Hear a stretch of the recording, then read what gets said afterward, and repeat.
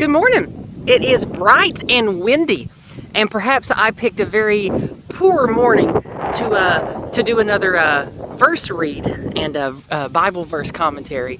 But we're gonna do the best that we can in spite of the wind. I might have to hold the pages down, but I'm worried because this Bible's really old. It's been in my family since the 50s, and I'm worried that the wind might steal pages and blow them away. But it wasn't this windy at my house when I left just over the hill. This wind just now kicked up, and I think there's a big storm coming. So looks like we might get some really heavy rain today. Despite it being muggy, hot, and bright, I think that there might be quite a bit of storm coming. I saw a frog jump in the water down there. I would like to go try to find it, but today is not the day for doing nature exploration. Today is the day for talking about a Bible verse I have planned. And that Bible verse is Acts 17:26.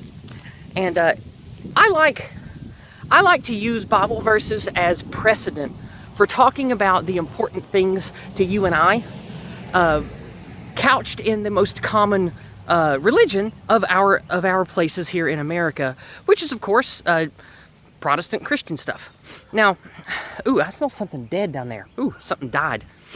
Probably a dead rat or something down there. Maybe a snake.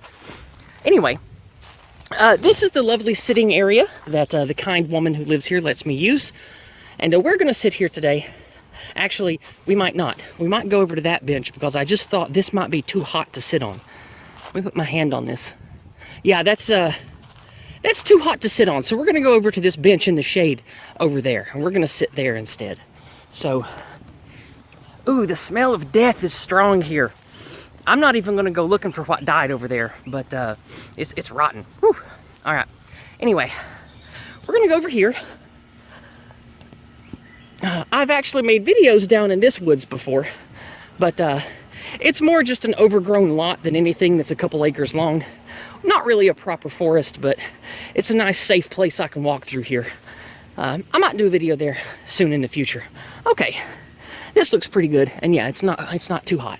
Okay, let's have us a sit down, and let's talk about Acts 17:26. Now, I have it marked here. I have it marked with, let's see if I can get this in frame pretty good here. Is that, no, that's not in frame. There we go, that's pretty good. Okay, this is my lovely Catholic bookmark that I got from 21st Dissident at the Shieldings meetup. I used this for a bookmark. This is where I was reading in Mark. But with the Go Free marker, I have marked Acts 17:26. Acts 17:26. Neither is worshipped with men's hands as though he needed anything, seeing he giveth to all life and breathe and all things, and hath made of one blood all nations of men, for to dwell on the face of earth, and hath determined the times before appointed, and the bounds of their habitation. Now, this, to me, says that God created humanity in the regions and with the ethnic traits, genetic traits, etc., however you want to phrase it, with the genetic diversity or biological deviations of the human species, or if you want to call the races the many subspecies. I know that many people go back and forth on whether or not to use the word subspecies or not. I have been told by some people who have gone to college recently that subspecies is not used the way that I learned it many, many decades ago. So perhaps we should leave those terms alone.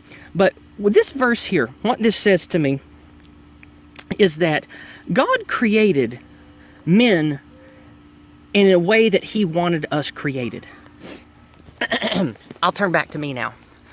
This says to me that God created man to be diverse of race, diverse of biome, and this is a very good thing to point to dispel the meme pathogen of we're all the same race, we all bleed red, etc., that I come up against a lot when trying to just get people in my area that are deeply religious to even acknowledge that there even is such a thing as race anymore. A lot of people here, they've been so mind-fuggled by all the meme pathogens and all the anti-white lies they've been fed their whole life, especially from behind the pulpit, that there is no difference in a human being around the world. that God doesn't want it that way, or it's somehow high-minded and moral of a Christian to look past race and act like race or other traits don't matter. Now, I understand where that comes from as an Anglo. I get that. I understand that we want to see the good in others. We want the individuals of every racial, ethnic group to rise up and be like us and carry that spark or that torch or whatever. I get that. I have that in my genetics too. I'm an Anglo-Saxon too. I get that. But we also can't be blind to group metrics. Group metrics and individual metrics aren't the same. You can find anyone of any race that is either a terrible criminal, a blithering idiot, or a productive super genius. People of different races all around the world, you can pick those individuals out, whether the good or the bad. Group metrics is what the group does on average, what's expected. One of my followers, who's kind of new to me, but I like a lot, and we've spoken a few times, he messaged me on Discord asking me about how to approach Christians, especially ones that he personally knows, about issues like this. That's what led me to choosing this verse from the good book today. I think that if you are going to approach Christians and try to get them to understand that they are part of a racial group, and that's not outside of what God wants. Start with Acts 17, go to verse 25 to 28, verse 26 specifically, and say, look, God made us to fit the biomes that he wanted us in. Africans of different types, Asians of different types, Europeans of different types. He wanted man to be the way we are. He would not have made us otherwise. And Christians will have to agree with that.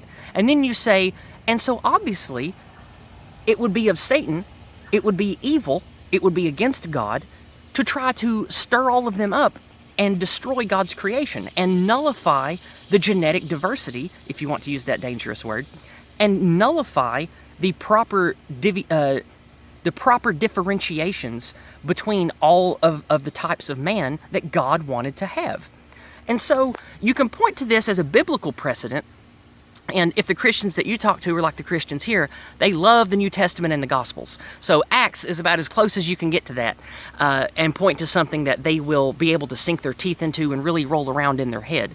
So I know that this is not a full explanation or response to what Ian asked me privately, but this is a good launching point to get you to engage with the people in your life. And most of the good people in our lives, they're Christians. They're going to be Methodists, they're going to be Baptists, they're going to be Lutherans, they're going to be all different kinds of Protestants here in America.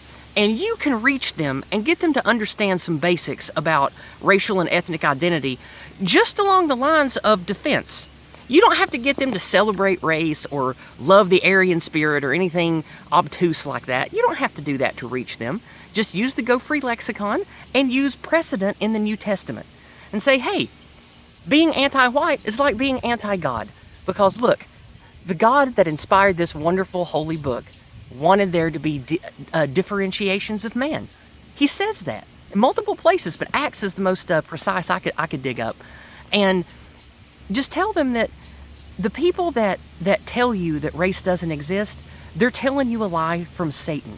Because clearly God wants humanity to be like it is, and he designed us that way, to be different, to be in tune with the different biomes and the different weather patterns all around the world. Now, you might scoff at some of that and say that that's not scientific, but reaching the hearts and minds of your loved ones is not scientific. It's spiritual. It's emotional. It doesn't have to be grounded in hard scientific fact or psychology. That stuff, in my opinion, from all the times and all the years I've wasted trying to use that to make a difference and to reach people, it fails utterly. So reach people that you care about and the people you can motivate on a personal, spiritual, emotional level. And doing so within their paradigm of belief is a great way to do that. And so hopefully you can take something useful from this and apply it in your life to hopefully battle anti-whiteism and to maybe heal some relations between you and your more devout Christian family. So I love you guys. I hope you have a wonderful week and weekend, and I look forward to seeing you next Monday. Goodbye, and God bless.